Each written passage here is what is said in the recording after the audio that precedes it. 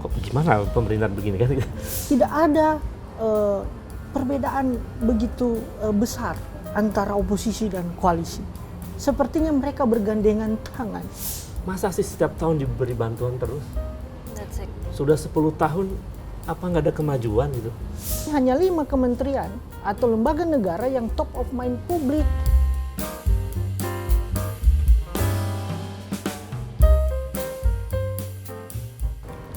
Halo Sobat Tempo semuanya, apa kabar kalian? Hari ini semoga happy terus ya. Terima kasih sudah menonton video ini. Ketemu lagi bersama saya Dewi Cihan di program kita Cakap-Cakap Tempo, yang mana seperti biasa kita akan selalu membahas isu-isu terkini, berbobot dan seru bersama dengan narasumber-narasumber istimewa kita seperti yang sudah bergabung dengan saya hari ini. Tentu saja di samping saya ada Kang Ubed atau Kang Ubedillah Badrun, pengamat sosial politik Universitas Negeri Jakarta. Thank you Kang sudah join hari ini. Gimana kabarnya? Alhamdulillah baik. Alhamdulillah baik ya.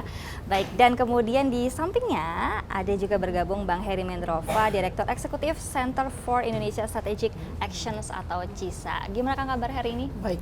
Baik juga ya, Yeah. Alhamdulillah. Thank you banget sudah berkenan Yeah. untuk ngopi-ngopi bareng kali ini. Sambil ngopi ya gitu. Sambil ngopi, sambil diskusi tipis-tipis kali ya. Soal isu kita hari ini adalah 100 hari pemerintahan Prabowo nih. Kita ingat banget waktu itu tanggal 20 Oktober Presiden Prabowo dan juga wakilnya Mas Gibran dilantik gitu kan, dan ini menjadi hari yang cukup penting atau menjadi tonggak atau penanda di mana memang periode ini nanti akan kita nilai arah kebijakannya, kemudian efektivitas program kerja dan segala tantangan-tantangan yang akan dihadapi gitu kan. Nah, sebelum kita ngobrol lebih jauh gitu, boleh kali share dikit nih kira-kira pendapatnya gimana sih di 100 hari Presiden dan Wapres kita menjabat gitu. Saya akan mulai dari Bang Heri, silahkan. Ya, baik. Sebenarnya temuan survei kita ini mengacu pada kondisi realitas sosial dan politik di masyarakat, yang mana job approval rating dari Prabowo Gibran ini cukup tinggi jika kita komparasikan dengan job approval ratingnya Jokowi di awal pemerintahan tahun 2014. Kami menemukan ada angka 68% job approval rating terhadap pemerintahan Prabowo Gibran. Kenapa demikian? Karena stabilitas sosial politik di zaman Prabowo Gibran, konflik internal atau konflik of interest dari elit-elit atau poros politik yang cukup berbeda atau diferensiasinya kuat, itu tidak terlalu menunjukkan taringnya. Misalnya konteks oposisi, partai politik maupun di parlemen tidak begitu signifikan pengaruhnya. Artinya ketika take off dan landing pemerintahannya Prabowo, Gibran maupun Jokowi maupun Ma'ruf Amin, ini menurut saya tidak ada terlalu turbulensi secara sosial dan politik, sehingga masyarakat puas terhadap kebijakan-kebijakan Prabowo dan Gibran.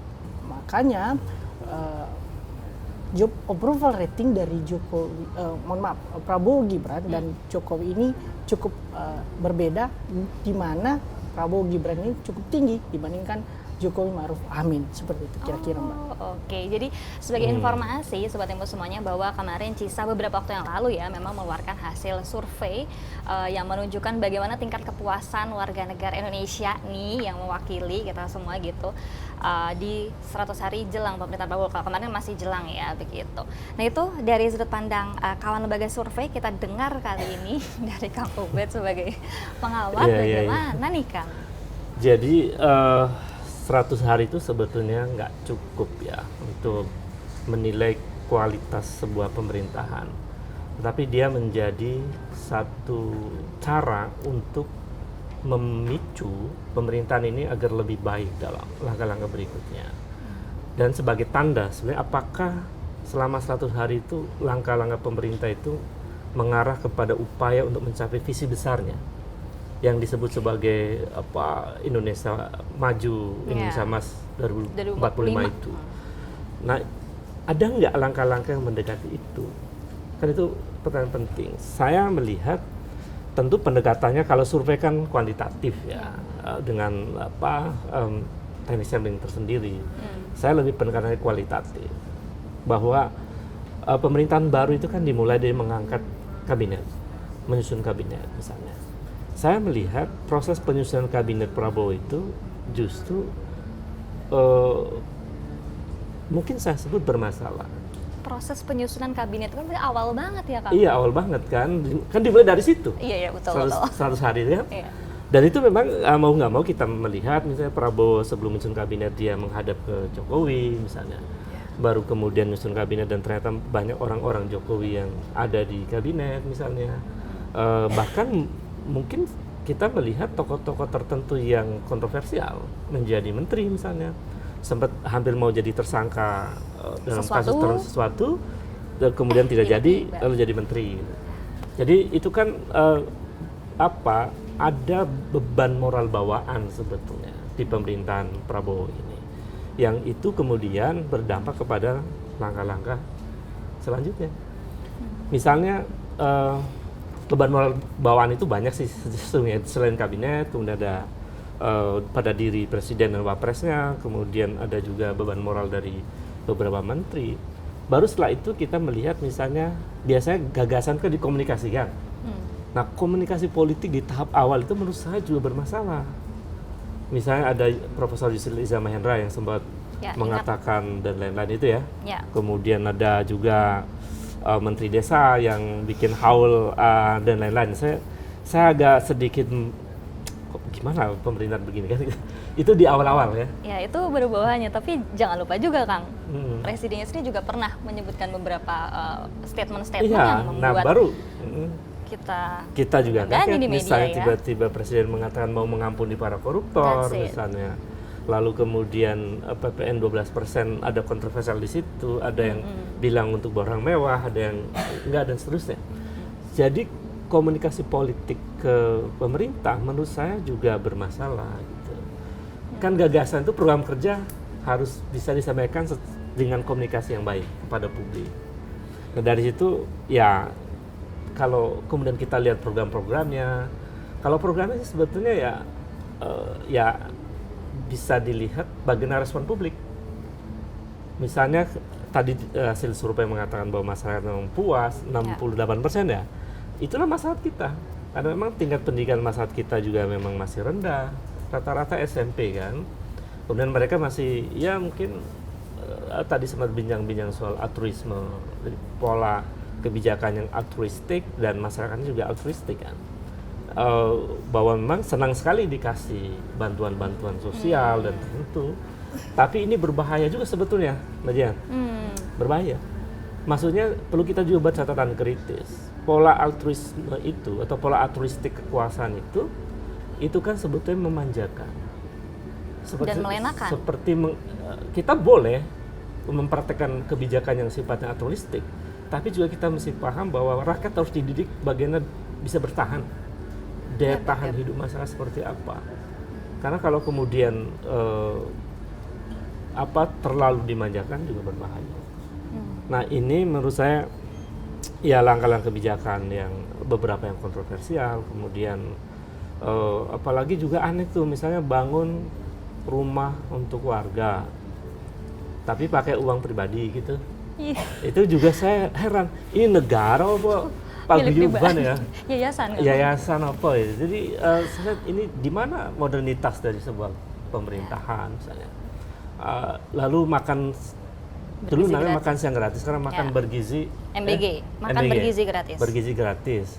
Katanya pakai uang pribadi dulu informasinya. Itu kan juga problem. Ini apa gitu? Jadi negara atau apa? Saya kira ini perlu didengar juga oleh Prabowo ya, karena cara-cara komunikasi semacam itu mestinya tidak dibiasakan.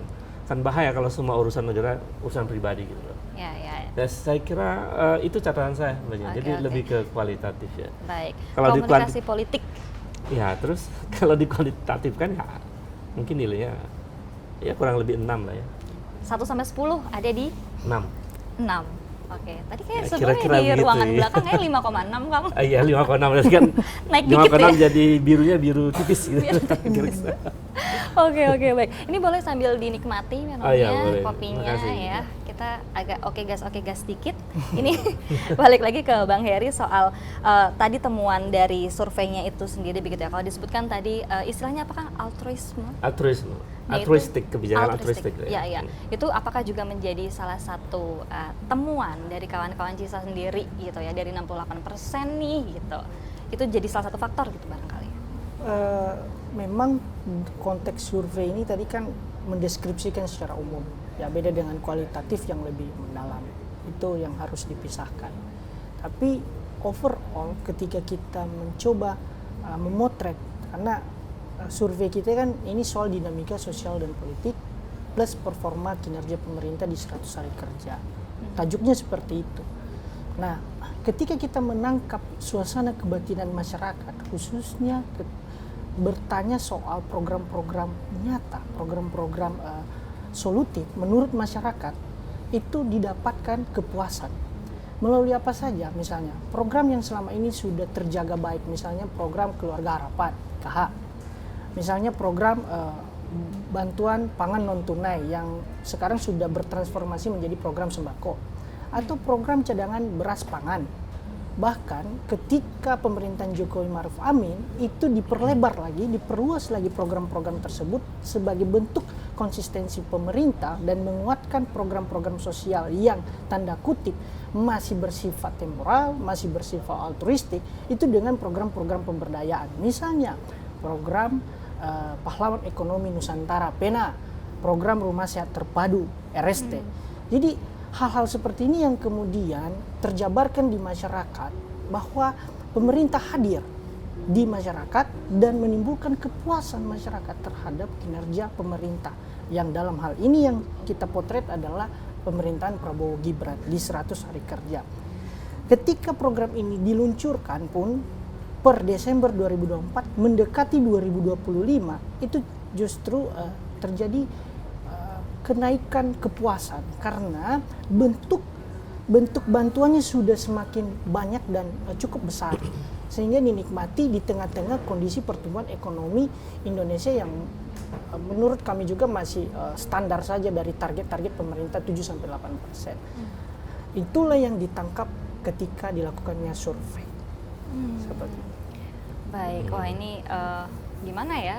Kaget nggak kaget sebenarnya Bang ya? 68% ya. Iya ya, maksudnya ini kan juga cerminan dari kondisi-kondisi sebelumnya, sepertinya bahkan pada saat momentum jelang Pilpres rasanya pernah terjadi seperti ini begitu ya. Ada tanggapan Kang? Ya saya kira ya survei kan syarat dengan metodologi kuantitatif ya. Jadi dibenarkan sesuai dengan paradigma positivistik yang ada di dalam survei. Tetapi ruang kritik itu mesti juga diungkap ya, bahwa apakah misalnya target-target pemberian bantuan kepada masyarakat itu mencapai targetnya. Kita coba pakai logika sederhana saja misalnya. Rakyat diberikan bantuan PKH macam-macam. Pertanyaan saya, masa sih setiap tahun diberi bantuan terus? That's it. Sudah 10 tahun apa nggak ada kemajuan gitu? Kalau nggak ada kemajuan berarti bantuan sosial itu nggak ada gunanya. Program itu tidak tepat untuk membuat masyarakat keluar dari persoalan. Keluar dari persoalan. Jadi kalau jumlah bantuan sosial itu makin banyak, saya malah curiga. Justru ini kita terjebak dalam tadi altruistic policy yang memanjakan masyarakat sehingga masyarakat tidak menjadi mandiri. Kita mestinya kan mengajarkan masyarakat untuk berdaya. Mereka mesti punya strategi bagaimana bertahan hidup, bagaimana mengembangkan dan lain-lain. Jadi kalau jumlah bantuannya makin bertambah, menurut saya itu bermasalah. Kemudian tidak ada data yang menunjukkan pergeseran kemajuan dari pendapatan masyarakat khusus yang dapat bantuan. Nah, itu juga tidak berhasil ya Kang? Ya, saya kira tidak berhasil. Kalau masih stagnan di situ gitu. Jadi ya kalau masalah diminta, ya dia puas-puas saja karena saya dapat bantuan. Itu rasional, itu masuk akal kalau dapat bantuan gitu. Nah, yang juga kita perlu cermati kan bagaimana kemudian pengangguran bisa diatasi. Apalagi Gen Z sekarang nganggur hampir 9,8 juta, generasi Z nganggur. Kecil ya. Bagaimana kebijakan itu mampu menyentuh mereka yang nganggur, menjadi tidak nganggur misalnya. Itu justru lebih konkret. Nah kalau itu tidak terjadi, ya puas, tapi kita stagnan. Pemerintah senang, oh masyarakat puas ya senang. Tapi apakah data-data empirik di masyarakat itu mengalami kemajuan? Itu problem. Misalnya angka pertumbuhan ekonomi kita ya masih stagnan di 5%. Gitu. Karena kita mesti bertanya, kenapa sih kita muter-muter di 5%? Kan itu sederhana. Kan logika sederhana ekonomi itu, angka pertumbuhan itu akan naik kalau ada penambahan jumlah rekrutmen tenaga kerja. Orang makin banyak yang bekerja. Nah, kalau tidak makin banyak orang bekerja, maka ekonomi tidak tumbuh. Itu ada kaitannya dengan perusahaan. Perusahaan nggak mungkin dia bisa merekrut tenaga kerja baru kalau tidak ada investasi. Kan itu. Jadi ada dugaan kuat bahwa ini faktornya juga lemahnya investasi di banyak sektor bisnis. Oke, lemahnya investasi pasti juga ada sebabnya nih. Ada sebabnya. Kan mengapa kemudian investasi itu ya tidak bangkit-bangkit juga di era tidak bergairah tidak lah bergairah ya, gitu. Ya mungkin karena masih 100 hari ya. Tapi tanda-tanda kegiatan itu tidak begitu luar biasa begitu. Kenapa? Itu ada kaitannya dengan trust, kepercayaan investor baik lokal maupun internasional terhadap pemerintahan. Jadi ada riset tuh yang dilakukan oleh World Economic Forum bahwa investor asing itu nggak mau investasi di negara yang korupsinya merajalela. Nggak mau investasi karena di situ tidak ada good governance, tidak ada clean government misalnya, dan lain-lain. Itu mereka nggak mau investasi. Tidak mau investasi di negara yang demokrasinya buruk, misalnya. Tidak mau investasi di negara yang ya persoalan hak asasi manusianya tidak kunjung pulih, misalnya, dan seterusnya. Nah, itu soal kepercayaan dunia internasional. Maka sebetulnya bagaimana pemerintahan Prabowo ini mampu membangun kepercayaan internasional.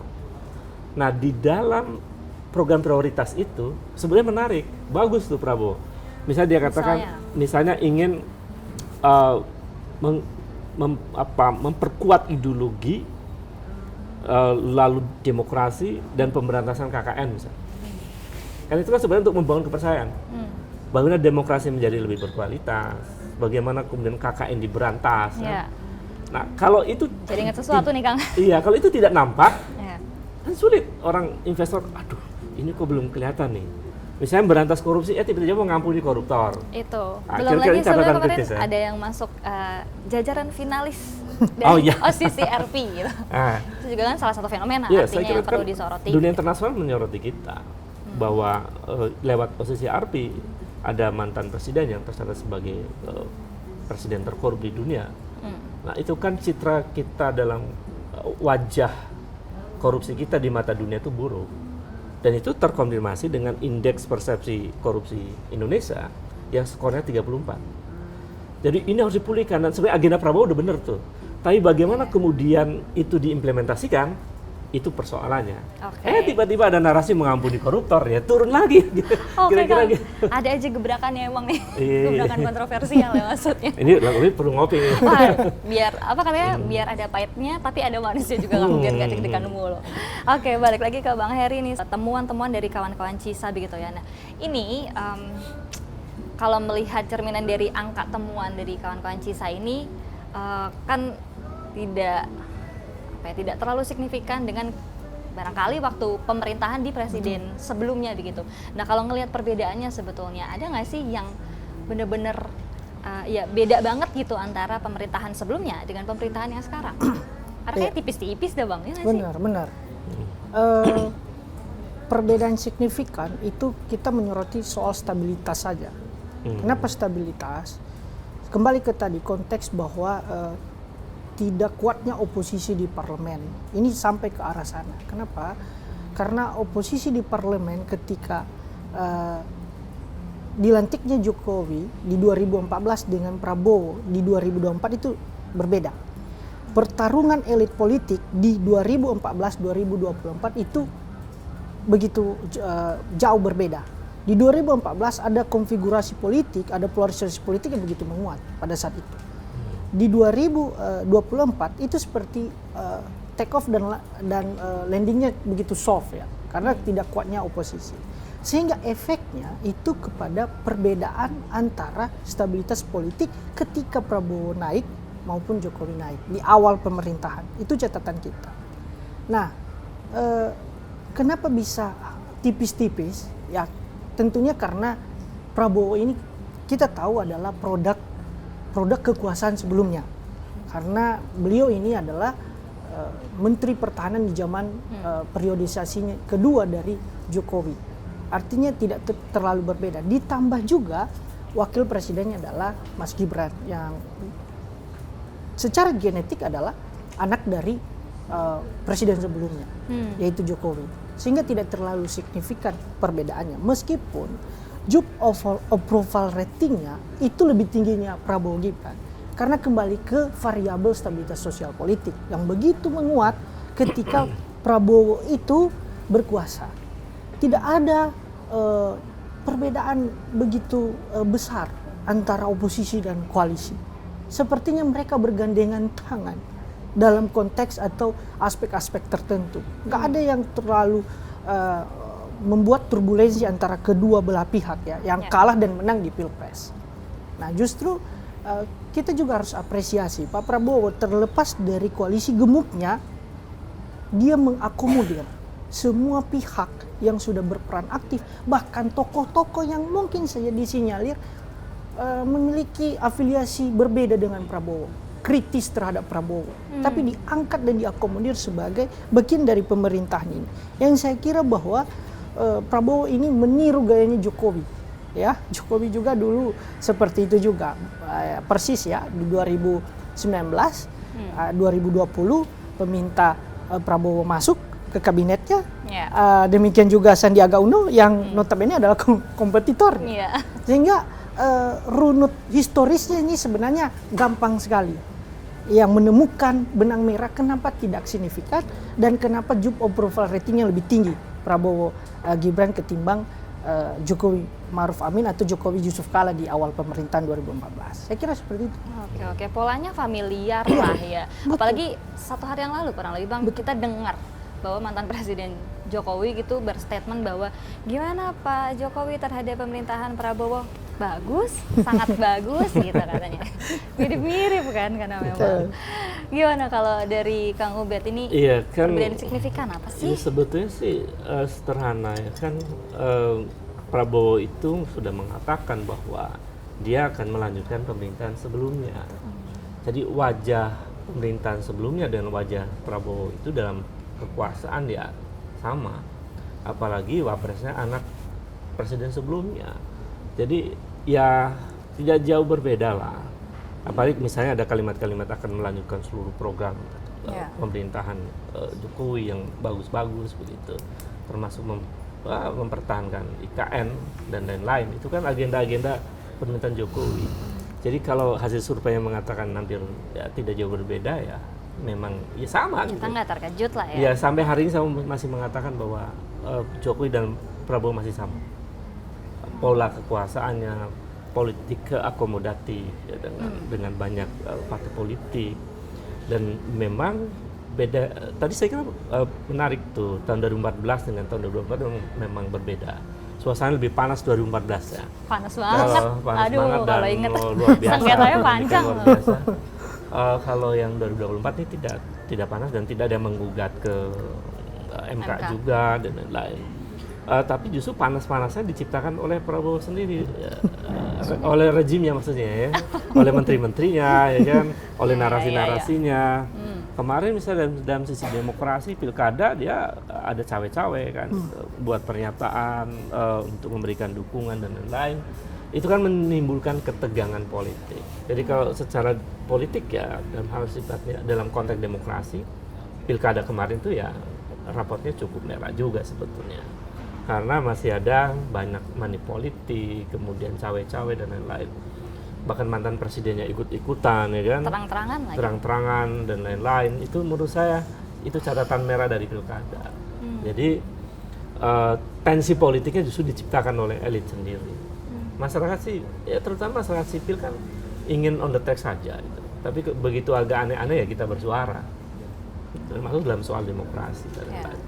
Oke. Saya kira itu. Oke, baik. Dan tadi sih kayak rasanya hampir sama ya penjelasan dari Bang Heri dan juga Kang Ubed bahwa emang kayaknya nggak terlalu perbedaan yang cukup signifikan gitu. Tapi kalau dibilang barangkali ada gitu 1-2 langkah radikal yang pernah diambil oleh presiden baru kita nih, apa tuh kira-kira? Bisa nggak jawab? Menurut saya beberapa program yang cukup menarik dari Pak Prabowo maupun Mas Gibran ini ya, di awal tahun ketika mencetuskan program-program nyata dan realistis.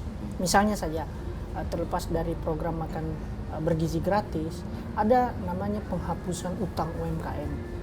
Ya, itu cukup signifikan berpengaruh. Kemudian ada pengangkatan ASN yang cukup menarik juga, itu cukup besar, menyumbang sekitar berapa juta gitu sekian, yang dari tenaga honorer menjadi ASN.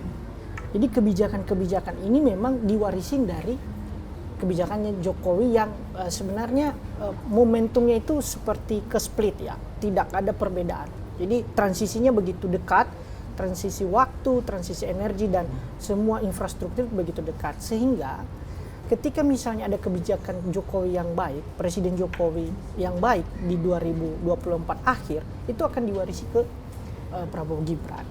Sehingga perbedaan antara Prabowo Gibran ada memang. Prabowo Gibran maupun Jokowi Ma'ruf Amin itu pasti ada bedanya. Program-program yang nyata dari Prabowo misalnya penghapusan utang UMKM, kemudian bansos yang terdistribusi begitu optimal karena adanya jumlah peserta atau penerima manfaat yang cukup besar juga, dan kemarin kita mencatat bahwa ada penurunan angka kemiskinan sampai yang terendah sejak 1960. Ini catatan BPS ya. Ketika kita konversikan dengan catatan survei kita, itu memang ada benarnya. Meskipun ada margin of error di antara surveinya BPS dengan survei lembaga kita. Tapi dengan adanya seperti itu, upaya-upaya itu, saya kira bahwa bisa diklaim oleh Prabowo Gibran. Sekalipun memang ini adalah produk kebijakan dari Jokowi yang dari 2014 berkuasa sampai 2024. Catatan kita bahwa ada perbedaan. Ada perbedaan, signifikan atau tidak, itu dirasakan oleh masyarakat. Melalui apa? Job approval rating. Ternyata job approval rating Prabowo Gibran dan Jokowi itu cukup berbeda, cukup besar ya Prabowo Gibran ini, dan ini juga menjadi catatan kita cukup besar dan dinantikan oleh masyarakat karena program-programnya kembali lagi program yang memang realistis dan sifatnya itu memang langsung mengena konkret, yes, dan pragmatis juga. Terlepas dari pragmatis, altruisme dan lain sebagainya, saya kira bahwa masyarakat itu tadinya ketika ditanya puas, ya pasti dia bilang puas. Karena apa? Karena dia sudah merasakan. Ya, banyak program Prabowo, Gibran ini kemudian dilanjutkan dari wajah kekuasaan Jokowi yang kemudian dipraktekkan, direalisasikan di tahun 2024 akhir menuju Januari 2025, yang memang dalam tanda kutip ada evaluasi di setiap kebijakan. Pasti harus ada evaluasi dan kritikan.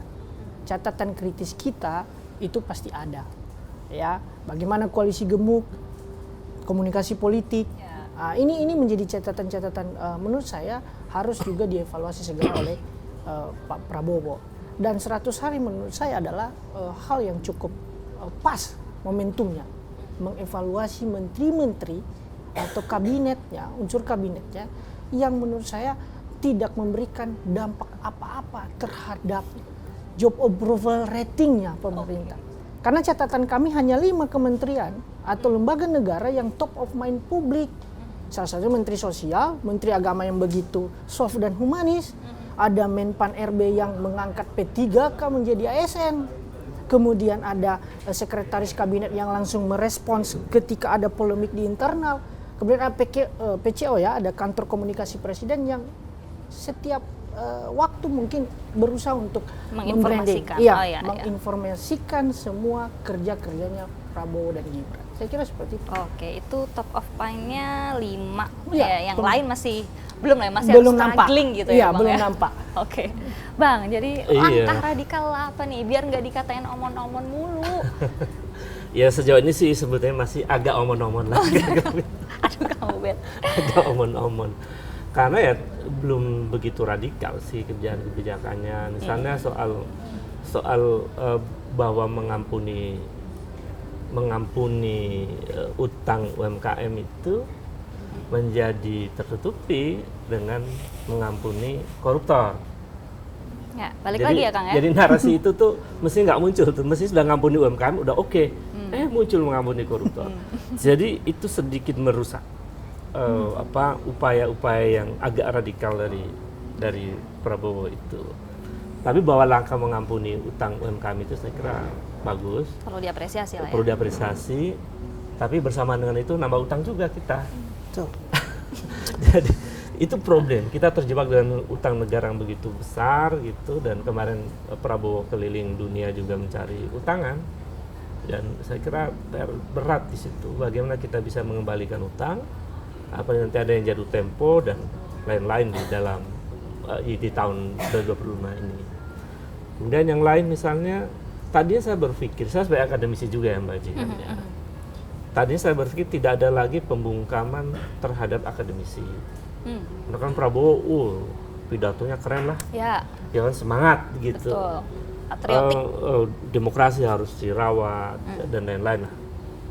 Tapi kemarin ada profesor, guru besar IPB yang memberikan sebagai saksi ahli yang dilindungi secara akademis mestinya di sebuah pengadilan, tetapi kemudian dia ada yang melaporkan begitu, dilaporkan sebagai ya masuk perkara pidana juga tuh kan, nanti dilaporkan dianggap salah gitu. Jadi ini kan satu praktek yang mungkin ya saya kira Prabowo tidak terlibat dalam upaya itu ya. Tetapi kok hadir di suasana seperti ini? Siapa mereka yang melaporkan profesor ini? Bahwa dia kan secara profesional menjelaskan argumennya. Kalau argumen ilmiah untuk menjelaskan kerugian negara dari praktek korupsi nikel waktu itu ya, mestinya dibantah dengan argumen-argumen ilmiah lagi. Betul. Jangan kemudian budaya lapor-melapor dibiarkan. Saya kira mereka pasti ada jejaring, dan itu mestinya Prabowo atau timnya bekerja untuk mencoba untuk menjelaskan kepada yang bersangkutan yang melaporkan ini agar membantahnya dengan argumen-argumen akademis, tidak melaporkan. Ini kan kasihan saksi ahli dia.